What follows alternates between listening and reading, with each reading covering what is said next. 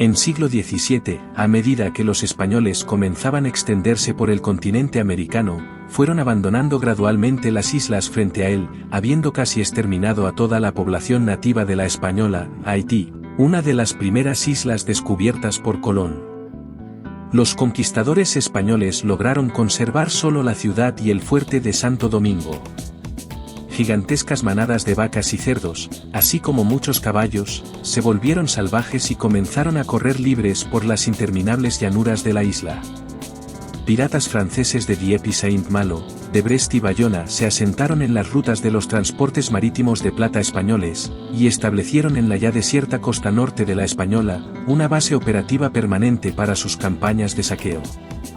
Procuraban carne del abundante reino animal de la isla. Parte de la tripulación permaneció en tierra para perseguir el ganado salvaje. Cortaban la carne en tiras, la secaban al sol del sur o la ahumaban en parrillas de madera llamadas boucans, para conservarla por más tiempo, de ahí el nombre de bucaneros.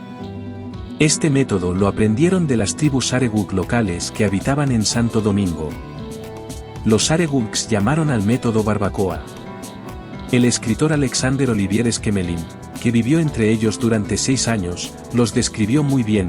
Los franceses que viven en la isla española se dedican a 3 ocupaciones, son cazadores, agricultores o piratas. Los cazadores bucaneros cazaban en los bosques y matorrales durante un año entero, a veces incluso 2, y luego iban a la isla Tortuga, a reponer sus provisiones de pólvora, plomo, rifles y otras cosas necesarias. En un mes desperdiciaban y bebían todo lo que encontraban y habían ganado en 1 o 2 años. Día y noche vagaban por el pueblo hasta que se les acabó el dinero para beber. Cuando todo estaba gastado hasta el último centavo, y algunos incluso hicieron deudas, regresaban a la espesura, y se quedaban allí nuevamente por 1 año o 2. A pesar de sus efectos nocivos en las islas del Caribe, los bucaneros escribieron y cambiaron la historia del siglo XVII.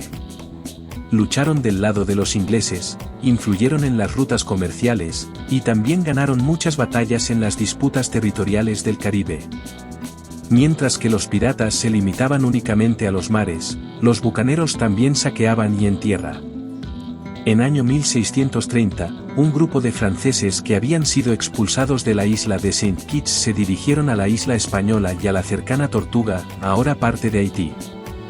Se ganaban la vida cazando ganado salvaje y vendiendo sus pieles a comerciantes holandeses. Los españoles intentaron expulsarlos, pero los bucaneros, ayudados por muchos otros franceses, holandeses e ingleses, se hicieron tan fuertes que comenzaron a navegar hacia el continente norteamericano y capturar ciudades. En año 1640, el francés Levasseur con 50 de sus compatriotas, construyó un fuerte fortificado en Tortuga. Cuando los españoles volvieron a realizar su habitual visita anual, fueron atacados por los cañones del fuerte y muchos de sus barcos fueron hundidos. Avergonzados, los españoles regresaron a la Española.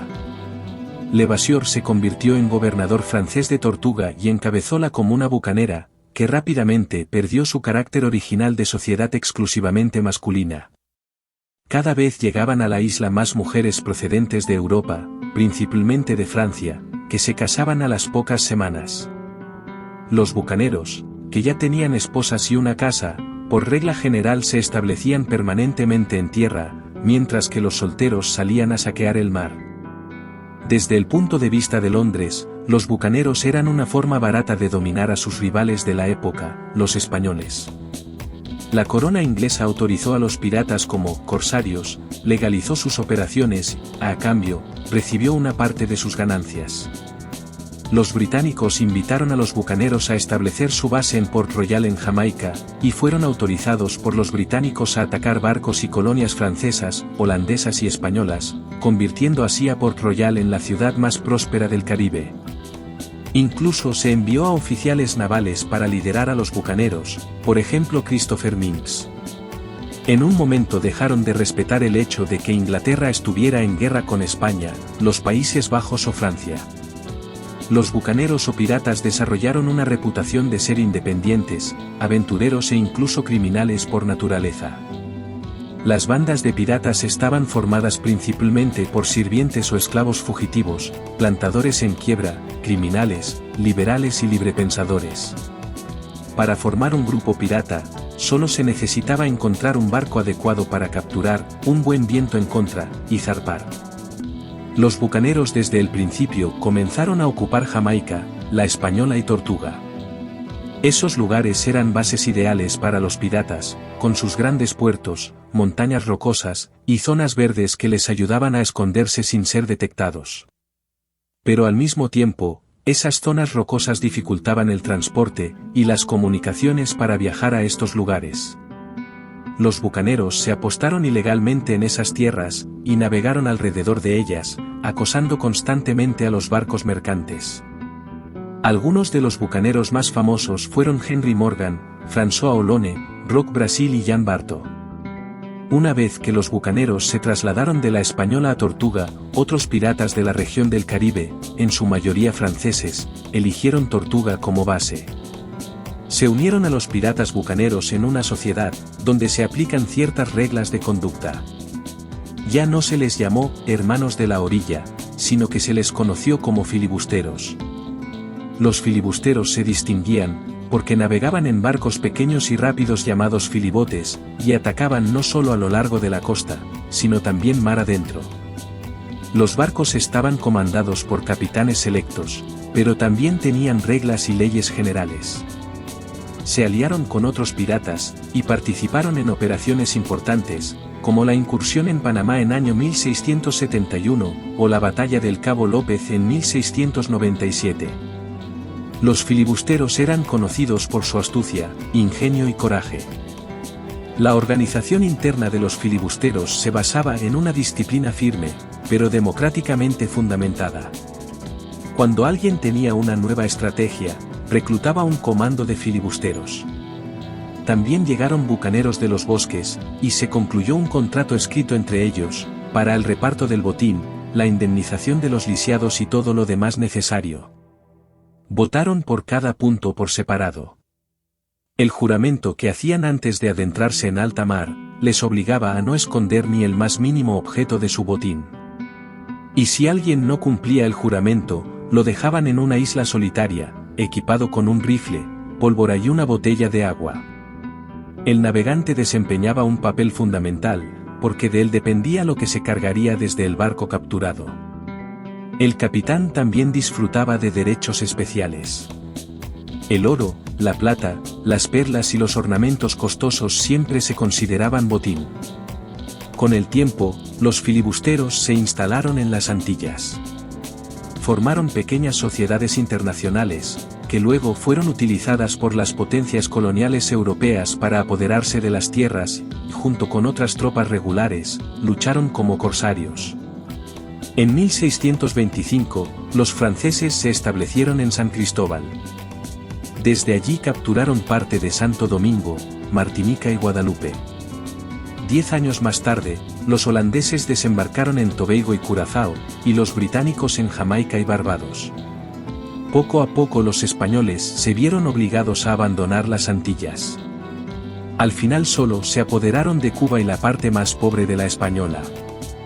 Desde sus bastiones en las Antillas, como corsarios por encargo de una potencia europea, o piratas libres por cuenta propia, los filibusteros pudieron cortar las líneas de comunicación de España, con sus colonias de ultramar. No se contentaron con atacar únicamente a los barcos españoles, sino que también atacaron sus puertos americanos de salida. El plan para estos ataques era casi siempre el mismo. Los barcos filibusteros aparecían de repente frente al puerto y lo cerraban. Luego asaltaron la ciudad. Participaban todos los piratas a bordo, que solían saquear las iglesias y las casas de los ciudadanos ricos, a los que torturaban brutalmente, hasta que decían dónde escondían los objetos de valor y el dinero.